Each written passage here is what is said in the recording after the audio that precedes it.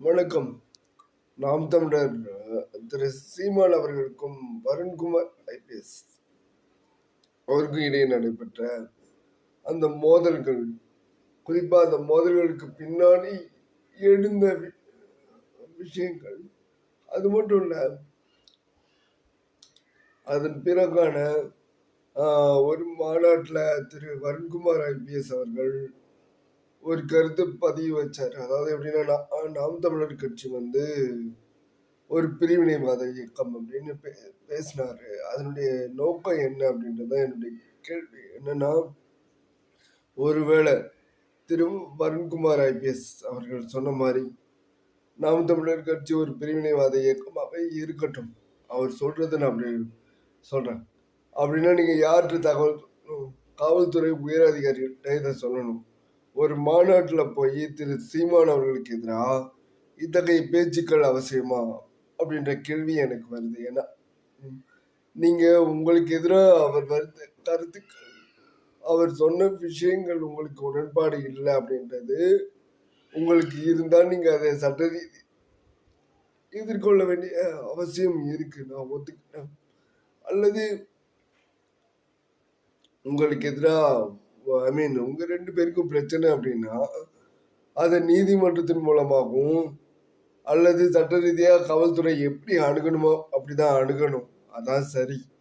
ஆனா நீங்க உங்களுக்குள்ள வன்மத்தை என்னவா ப்ரொஜெக்ட் பண்றீங்கன்னா, திரு சீமான் அவர்கள் அல்லது திரு நாம் தமிழர் திரு சீமான் சரி, அல்லது நாம் தமிழர் கட்சி அதனுடைய ஒட்டுமொத்த அந்த அரசியலையும் நீங்க ரொம்ப மோசமா பேசியிருக்கீங்க. உதாரணத்துக்கு நான் சொல்றேன், அந்த தமிழ் தேசிய பார்வை வந்து எந்த விதத்திலும் பிரிவினை இல்லை. ஏன்னு கேட்டா, தமிழ் தேசியம் இந்தியாவில் ஒரு மாநில ஒரு மொழி தேசியம் பேசுறவங்க ஆட்சி செய்யணும்னு சொல்றது அது அவருடைய கருத்து. அதை மக்கள் ஏத்துக்கிறாங்களா இல்லையான்றதான் பிரச்சனை. ஓகேவா? அந்த நாம் தமிழரும் நாம் தமிழர் கட்சியை சார்ந்தவர்களும் அந்த இயக்கத்தை சேர்ந்தவர் எல்லாருமே அப்படி பேசுறாங்க. அது வந்து மக்கள் ஏத்துக்கிட்டாங்களா? இல்ல, மக்கள் எப்பவுமே அந்த கருத்தை ஏத்துக்காத பட்சத்துல அது ஒரு பிரிவினைவாத இயக்கம்னு சொல்றது தப்பா? அதான் நரேந்திர மோடி சொன்னார். நரேந்திர மோடி வந்து வி கே பாண்டியன் அவர்கள்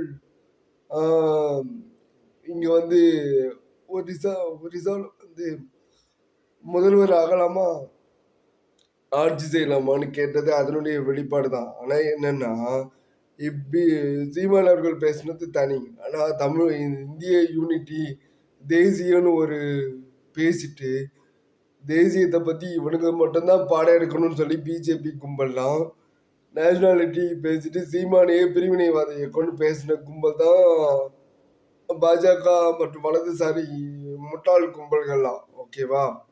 ஆனா அதுக்கு இந்த ஐபிஎஸ் வருண்குமார் ஐபிஎஸ் இருக்காருல்ல, அதுக்கு என்ன சொன்னாரு? ஏதாவது சொன்னாரா? சீமான கேள்வி கேட்கிற நீங்க பிஜேபியை கேள்வி கேட்க முடியுமா அப்படின்ற ஒரு கேள்வி என்கிட்ட இருக்கு. நீங்க ஒரு அரசியல் கட்சியை டார்கெட் பண்றது எல்லா காலத்திலையும் காவல்துறைக்கும் அரசியல் கட்சிக்கும் இடையில மோதல் இருக்கும், நான் இல்லைன்னு மறுக்கல. ஆனா ஒரு மாநாட்டுல சீமானை பற்றி இப்படி அவதூறு பரப்புறது தவறு, புரியுதா?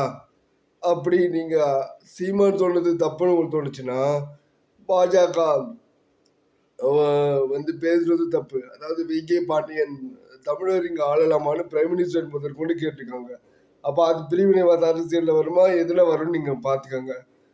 அதாவது எப்படின்னா, தேசியமும் தெய்வீகம்னு பேசுற இந்த முட்டா கும்பல் தான், சங்கி கும்பல் தான் இதையும் பேசுது. அப்ப அதுவும் தவறா சரின்றதை சொல்லுங்க. பிரிவினைவாதத்தை பேசுறதை பத்தியெல்லாம் வருண்குமாருக்கு ஒரு புரிதல் வேணும். எது பிரிவினைவாதம்ன்றதை முதல்ல புரிஞ்சுக்கோங்க. இங்க மக்கள் ஏத்துக்கல, முதல்ல அதை ஏத்துக்கல.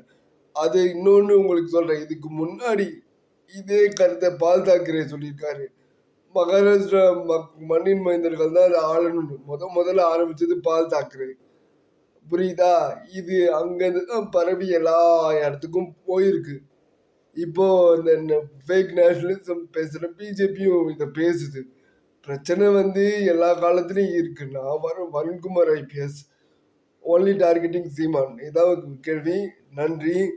ஆ இந்த ஐ மீன் இந்த மாதிரியான விஷயங்கள் இனி வருண்குமார் தயவு செஞ்சு யோசித்து பேசணும்னு நான் சொல்லிக்கிறேன். அப்புறம் இந்த வீடியோ உங்களுக்கு பிடிச்சிருந்தா லைக் பண்ணுங்க, ஷேர் பண்ணுங்க, சப்ஸ்கிரைப் பண்ணுங்க, கமெண்ட் பண்ணுங்க. தேங்க்யூ.